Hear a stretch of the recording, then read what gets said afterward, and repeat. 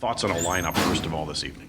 Well, we're going to bring Wolanin into the lineup, as we said yesterday, with all our defense. We've got a young group of defensemen, and we want to keep all of them playing, all of them continuing on the developmental curve. So he'll come into the lineup.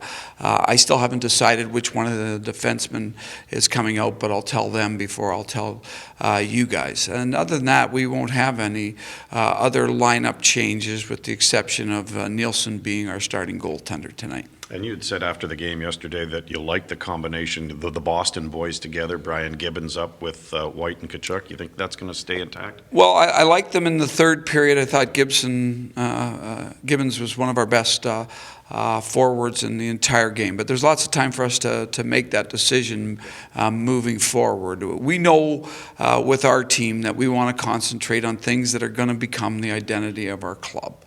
And last night, I thought Brian did a great job of winning his puck battles.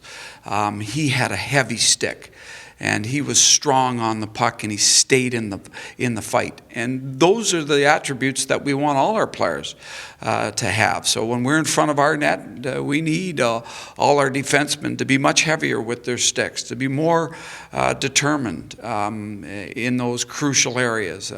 Sometimes it happens on the boards in the corner. Sometimes it happens up at the blue line when you're battling to get a puck out. Sometimes it happens when you're battling to get the puck in. So I think we really liked what Brian Gibbons did for us last night, and we need more players to play that, and that to become an identity for the Ottawa Senators. You mentioned Wolanin coming in, and Wolanin's been one of those guys who's been up and down and up and down. What is he, and what does he have to do here to?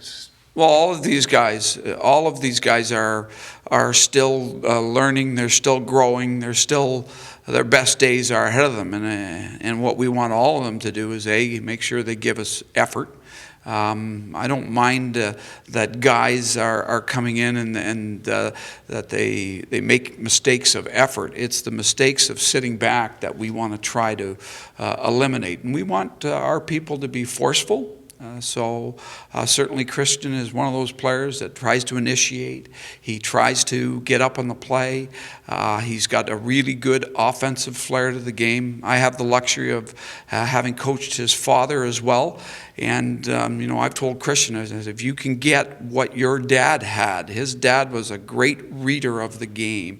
And positionally, he was a really strong defender. He eliminated people from the play in the defensive zone.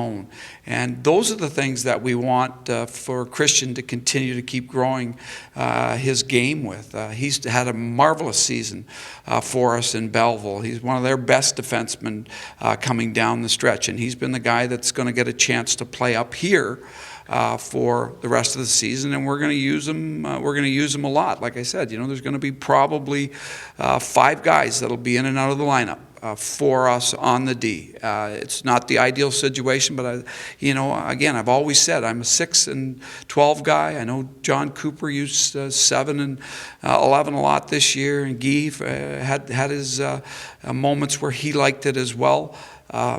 I just like 6 and 12, and I'm going to make sure that that's the way that we utilize people here. Statistic.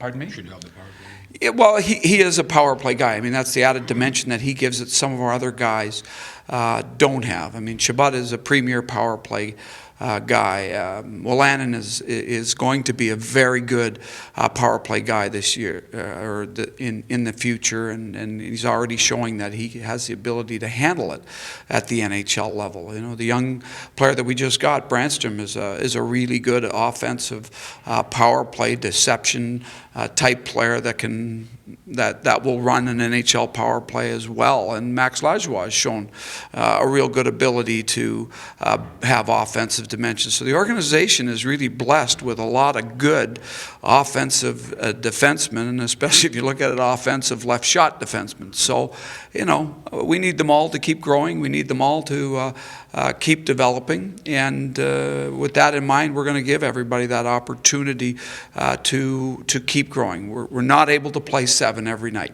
And, mainly because I think it's way better for them to play in a situation where they're playing with 6 and they get to be a little bit more comfortable with a partner and they get to play at every 3 rotation.